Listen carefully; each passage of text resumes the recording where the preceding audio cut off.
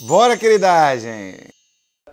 Bora, queridagem! Salam aleikum, queridagem! Axé, queridagem! Amém, queridagem! Salve, queridagem! Shalom, queridagem! Eu tava tomando uma num bar. Amigos, amigas lá, aquela cerveja, aquele negócio, aquela coisa boa.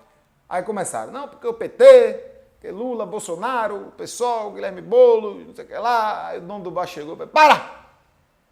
Vocês estão falando de política? Esse bar é um bar de respeito, um bar de família, um bar que não gosta de confusão.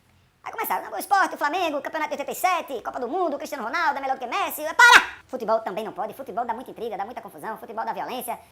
Mas não, Buda, Jesus Cristo, é a Igreja Católica. Parou! Não pode falar de religião, porque falar de religião dá confusão, dá briga, dá intriga, dá intolerância. O cara virou-se e falou, meu querido, e de sexo pode falar? Ele falou, não, de sexo pode falar.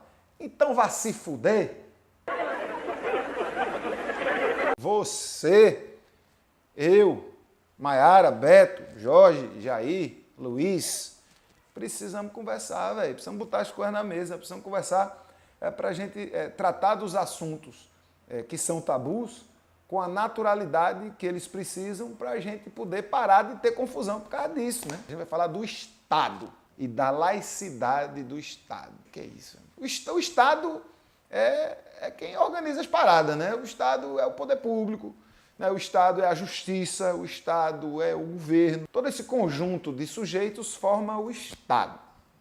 Até algum tempo atrás, era muito comum a maioria dos governos, dos estados, serem ligados à igreja. O Brasil começou colado na Igreja Católica, né? Quando houve a independência do Brasil, de Portugal. Quando veio a independência do Brasil, a religião oficial era o catolicismo, era a religião oficial do Brasil. Não era oficial porque todo mundo era católico só, não. Era oficial porque era a religião que era incentivada, era patrocinada pelo governo. Veio a República em 1889 e a Constituição de 91 é quando oficialmente, para quem acreditar, oficialmente está dizendo que o Estado vai ser separado da Igreja. Foi aquele relacionamento que acabou oficialmente. É como se o Estado, o governo, as instituições, tivessem ido ao cartório, não vamos mais estar encangados no outro, nós não teremos mais relações institucionais. Disseram isso, né? Claro que a nossa Constituição cidadã, eu gosto de chamar a Constituição do Brasil de Constituição cidadã, porque a Constituição essa, que é de 88, ela é 1988, ela é uma Constituição que ela é marcada pela garantia dos direitos. Garante a liberdade religiosa para todo mundo, as centenas de religiosidades que tem no Brasil, proíbe que haja relações institucionais entre igrejas e estados, salvo questões de interesse público. E aí isso dá margem a todo tipo de interpretação. Na nota de dinheiro, quando tem escrito assim, Deus seja louvado, né? Ok, 5 contos. Toda nota de dinheiro no Brasil tem isso aqui, vai ser, depois a gente vê. Deus seja louvado. Parece besteira. Toda nota de dinheiro no Brasil tem esse Deus seja louvado. Poxa, nem todo mundo acredita em Deus, nem todo mundo quer louvar a Deus. Em muitas casas institucionais, você encontra crucifixos. Em muitos tribunais você encontra crucifixos. Em muitas câmaras legislativas, você tem a Bíblia. Na Câmara do Recife, onde eu trabalho, na mesa executiva que toca os trabalhos, é obrigatório, pelo regimento, ter uma Bíblia aberta. De fato, há uma relação ainda entre o cristianismo em geral e o nosso Estado. Hoje eu tenho uma admiração muito grande pela fé das pessoas, eu acho a fé uma coisa muito interessante, eu acho a fé uma coisa fenomenal, né? Você acreditar de verdade que nós somos maiores do que o nosso corpo, que nós temos. Eu sou o que se diz uma pessoa agnóstica, que é diferente, é bacana a gente dizer isso, é diferente de uma pessoa ateia. O ateu ou a ateia acreditam de verdade que não existe nada além do nosso corpo, além da terra. Eu não acredito nem que não tem nada, nem que tem alguma coisa. Eu estou ali. Eu estou preocupado com a vida terrena, estou muito preocupado em fazer o melhor possível nessa vida. Eu gosto muito da figura de Jesus Cristo como uma pessoa que vem falar de amor, que vem falar de perdão. Eu gosto de dizer isso. Mateus 22, na Bíblia, no texto de Mateus 22, é quando os fariseus queriam encurralar Jesus Cristo, eles perguntaram, né? E aí, Jesus, tu é o caba mesmo? Como é que é esse negócio aí? É porque, na verdade, eles queriam colocar Jesus Cristo no campo dos revolucionários, em que ele verdadeiramente Era. E aí os caras faziam, e aí Jesus, tu fica falando aí negócio de Deus, de reino dos céus, tarará, mas a gente tem que pagar imposto ao imperador, a Roma. Lembra que Roma, naquele tempo, ela tomava conta de Jerusalém. Jerusalém era uma colônia do Império Romano. E aí Jesus Cristo, brilhantemente, passa a mão na cara do fariseu e diz assim, meu irmão, dai a César o que é de César e a Deus o que é de Deus. Para o texto religioso, está bem negritado que para Jesus Cristo, o personagem da Bíblia, diz que o reino dos céus, o reino da Bíblia, não é o reino dos homens e das mulheres, não é o reino da terra.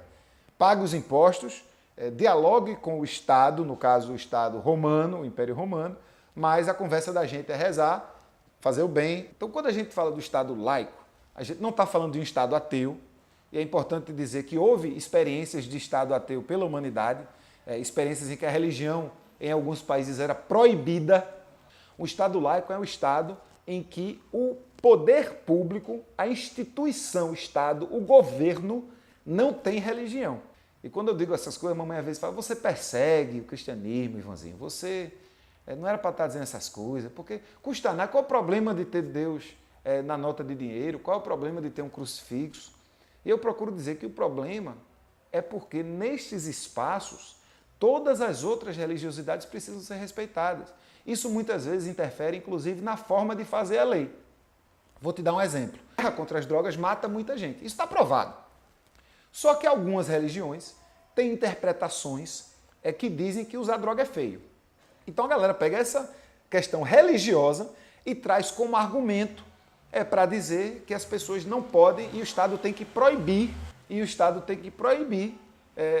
que as drogas existam, como se fosse possível. Então, quando a gente diz que tem que ter estudos, que tem que as pessoas, as crianças, terem educação sobre gênero, algumas religiosidades, porque elas acreditam que a homossexualidade é um pecado, ou que a transgeneridade é outro pecado, elas acham que a gente não pode nem falar nisso. Está proibido falar nisso, proibido debater esse tema, porque elas acreditam que isso é errado.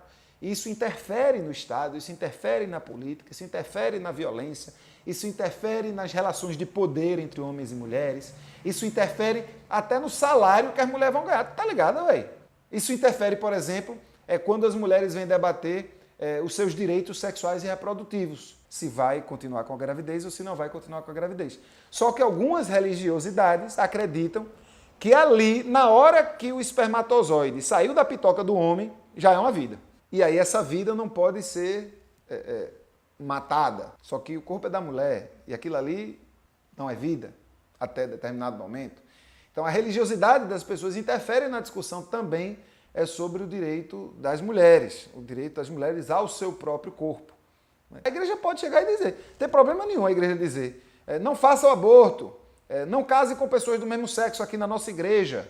Ok, a igreja pode dizer. O que não pode é a igreja fazer com que o Estado siga isso. Eu acho que a gente precisa dar valor ao sentimento da fé das pessoas e a melhor maneira de dar valor a isso é fazer com que esse sentimento seja cada vez mais íntimo e que cada vez mais o Estado, o governo, as instituições, eles possam servir a todas as pessoas, independente da religião. Porque, meu irmão, não, né, velho? Independente da religião, de você ter ou não ter religião. Amém? Todos juntos vamos pra frente, Estado laico. Leia este livro. Leia este livro. Zelota. Que livro arretado, velho. Esse livro aqui, de Reza Aslan. Esse bicho, ele foi criado muçulmano, também já foi cristão, mas ele é, mais do que tudo, é um estudioso. A gente não pode ler esse livro achando que foi feito por uma pessoa movida pela religião. Ele é um estudioso, doutor, estudou pra caramba várias religiosidades e ele fez esse livro falando sobre a vida e a época de Jesus de Nazaré. Ele foi dentro da história, ele foi dentro da antropologia, ele foi dentro da história das religiões, ele foi estudar a Bíblia também e ele traz um relato muito próximo de um relato histórico de uma pessoa como Jesus Cristo provavelmente deveria ser, da luta que Jesus Cristo provavelmente empreendeu e de o que aconteceu com a sua igreja depois da morte desse líder que provavelmente existiu, que provavelmente caminhou pelo Oriente Médio há mais de 2000 anos. Era um cara arretado. Ele era um cara arretado. Isso aí não tem boquinha. Era um guerreiro, era um revolucionário e vale muito a pena conhecer um pouco mais sobre aquele momento histórico, sobre as origens do cristianismo mundial.